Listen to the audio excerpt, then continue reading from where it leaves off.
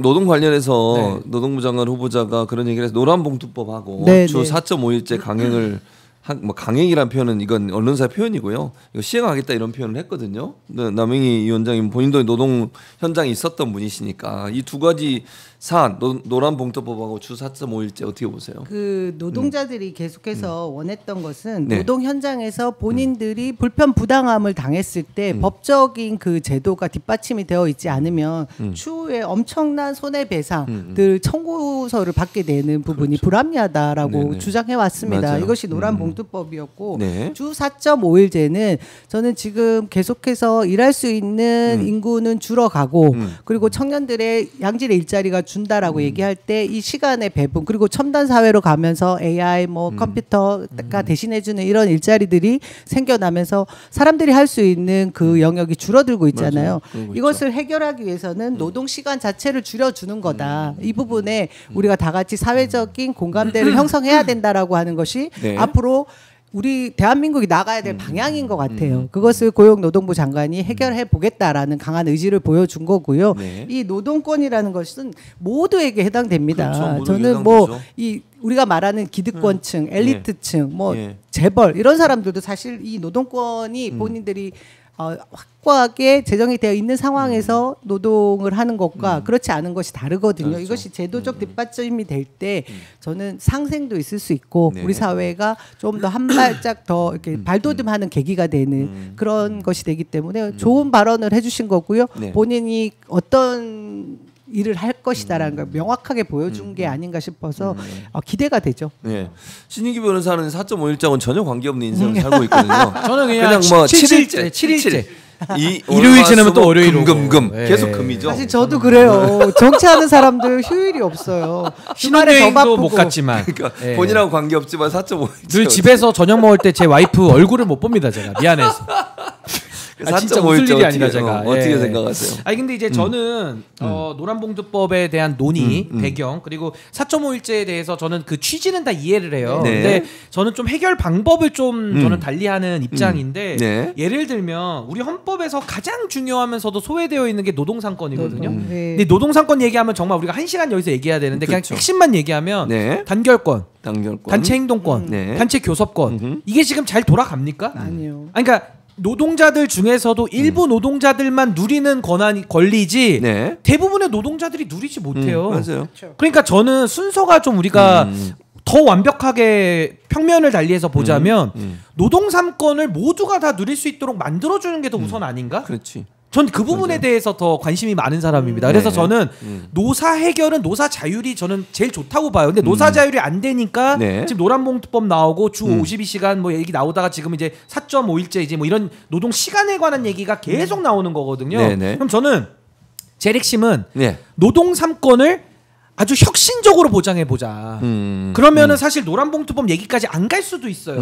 마음껏 노동상권을 누릴 수 있고 노사자율의 그 교섭이 가능하니까. 근데 지금은 노동상권 보장이 안 되니까 안 되는 상황을 어떻게든 맞춰보려고 이 노란봉투법이라는 거를 갖고 와서 이제 손해배상의 원리를 한번 이렇게 바꿔보니까 또 기업들은 반발하는 거거든요. 네. 그래서 제 생각은 이제 노동부 장관도 김영훈 장관 오셨으니까 전 네. 노동상권을 좀 근본적으로 뜯어고쳤으면 좋겠어요. 그러니까 지금도 뭐 프리랜서 노동자들이라든지 그 사각지대에 있는 분들 되게 많거든요. 이분들이 자주적으로 노동 단결권과 단체 교섭권과 행동권들을 가질 수 있고 네. 소위 말해 이제 을들이라고 하잖아요. 네. 을들이 더 힘을 가지는 사회를 만드는 게 저는 더 주된 목적과 방향성이 돼야 된다라는 것이고 그러고 나서 저는 이제 40.5일제 같은 부분은요. 지금 주 5일제, 주 4.5일제, 4일제 얘기할 때가 아니라 지금 AI의 기술 도입 속도가 너무 빨라가지고요. 지금은 일자리가 그냥 없어지고 있어요. 예를 들면 변호사들도 어쏘 변호사 고용을 안 합니다. 그러니까 지금은 로스쿨 졸업해도요 바로 개업할 수가 없잖아요. 네. 그 옛날 같으면 어디 근무를 하면서 어쏘로 근무하면서 이제 자기 커리어를 가지고 개업을 하는데 지금은 아예 그게 안 되거든요. 그럼 이거 어떻게 대처할 거냐? 내 주저 4.5일제를 일할 기회 자체가 없다니까요. 그리고 예를 들면 과거에는 아르바이트라도 할 수 있는 이런 기회들도 많았는데 지금은 다 무인화가 돼가지고 아르바이트 자리조차 없어요. 그러니까 4.5일제라는 논의도 사실 일자리 자체를 못 구하는 사람들 입장에서는 조금 요거는 좀 다른 차원의 나보다는 좀 나은 사람들의 좀 죄송한 얘기지만 좀 한가한 논의 아니야라고 받아들일 수가 있거든요. 그러니까 제 생각에는 이 노동 시간에 관해서 뭐 52시간 하든 6시간 하든 뭐 하든 이거는 그냥 합의로 전 정하면 될 문제고, 더 우리가 고민해야 될 문제는 AI 시대가 아예 우리 피부 곁으로 지금 아예 들어와 버렸는데 여기서 일자리를 그럼 어떻게 우리가 만들어 갈 것이냐. 그래서 저는 제가 보수지만요, 저 기본소득 얘기를 전 해야 된다고 봐요. 그러니까 기본소득 얘기를 하면서 우리가 뭐 연금 문제, 뭐 사회 갈등 요인이 되게 많잖아요. 네. 저는 어르신들에 대한 복지와 연금도 중요하지만 젊은 세대들이 일자리를 못 구하거나 아니면 일자리에서 지금 이제 해고당하시는 분들도 많거든요. 이분들의 그럼 생계는 어떻게 할 것이냐. 그래서 저는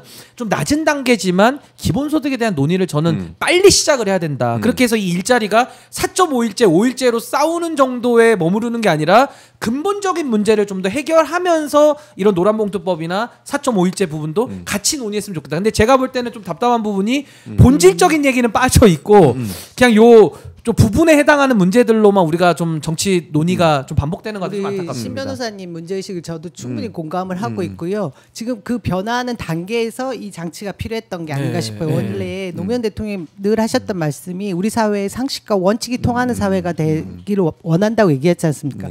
지금까지 상식과 원칙이라고 얘기한 것이 헌법이 정해놓은 우리 법률이 정해놓은 것들을 지키지 않았기 때문에 일어난 많은 그러니까 신뢰하지 않는 사회, 뭐 불공정, 예, 불공정 그것 때문에 일어났던 일들인 것 같아요. 노동 3법도 사실 정해진 이 법 테두리 내에 모두가 지키면 이 노동 노란봉투법 뭐 며칠 이렇게까지 세밀하게 더 촘촘하게 들어가는 법을 제정할 필요가 없습니다.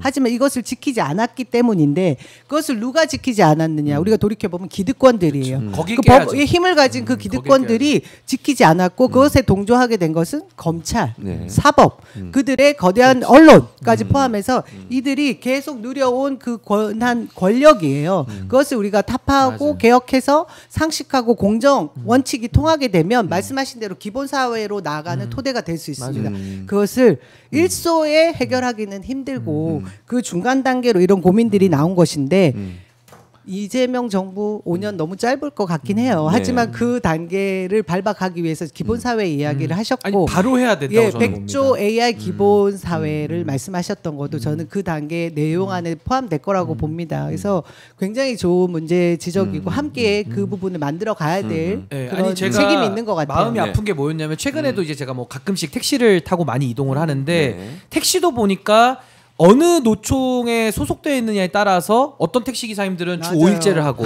또 어떤 분들은 이제 법인 택시 6일제를 한단 말이에요. 그러니까 이걸 가지고 이분들은 당면한 문제니까 왜 나는 6일제 해, 5일제 이렇게 논의가 되는 거 제가 이해는 해요. 근데 본질은 뭐냐면 제가 그 얘기를 듣고 있으면서 참 마음이 아팠던 게 5일제, 6일제 가지고 지금 싸우면서 1, 2년 금방 지나가잖아요. 이게 뭐 잘 해결되기도 어렵지만 또 논쟁을 할 건데 앞으로 제가 볼 때 3년에서 5년 안에요. 택시 기사라는 직업 자체가 이제 없어질 것 같아요. 왜냐하면 이제 무인 자율주행, 뭐 배도 자율로 다녀, 드론도 자율로 다녀, 다 자율화되고 있거든요. 그리고 요즘에 뭐 기자들 있잖아요. 뭐 언론개혁 저도 관심이 많은데 기자도 AI가 써주고 이제는요. 독립 언론사들 더 나올 거고요. 이제 기자들도 일자리가 없어질 거예요. 그러니까 이게 사회적으로 보면 또 좋은 면도 있겠지만은 또 기자들도 개개인으로 보면은 자기 일자리를 다 잃어버리는 거거든요. 그러니까 이런 상황에서 저는 좀 더 본질적인 논의가 왜 자꾸 우리는 빠지고 그 본질을 뺀 나머지 부분을 가지고 너무 이렇게 치열하게 오랜 시간 싸워오느냐 해결도 잘 안 되는데 그래서 저는 좀 본질적인 논의들 아까 말씀하신 그런 기본 소득에 대한 얘기들이 좀 필요하다고 봅니다. 아 댓글이 올라왔는데. 오늘이 6월 25일이잖아요. 6.25 전쟁 75주년 되는 날입니다. 한국 전쟁 75주년입니다. 그래서 언급을 좀 해달라 이런 말씀이 있어서 저희가 6.25 발발, 그러니까 한국 전쟁이 발발된 거 75주년 됐다는 말씀드리고요. 조권섭님이 남영희님 다음에 꼭 당선되셔서 큰일 해주세요. 이거 뭐 뒤에는 모르겠어요. 어쨌든 응원을 많이 해주셔요. 응원을 하셨습니다. 네, 감사합니다. 감사합니다. 그래서 제가 AI 얘기하다 보면 제가 좀 흥분을 많이 합니다. 너무 당면한 시급한 전 정말 목숨줄 같은 문제라고 보기 때문에 근데 지금도 AI 100조 투자 얘기 나오면은 국민의힘에서나 이준석 같은 정치인들이 뭐 공산당 얘기하고 있으면 제가 미치겠는 거예요. 아니, 공대 나오면 뭐 합니까? 기술에 대한 이해가 전혀 없는데 오늘도 또 무슨 배경훈 장관 후보자에 대해서 이준석 후보가 또 비판하거든요. 제가 또 반박글을 올리고 왔는데 그러니까 정말 답답한 거예요. 이게 정치권에서도 이준석 정도 되는 나이에 또 그 정도의 AI에 대한 이해가 있을 거라고 짐작되는 사람이 이 정도 헛소리를 할 정도면은 대한민국 정말 미래가 어두운 겁니다. 그래서 제가 이런 얘기를 열내서 안 할 수가 없는 게 정말 우리 당면한 문제이기 때문에 그렇습니다. 네. 자 이제 시간 얼마 남았는데 다음 출연자 오셨어요?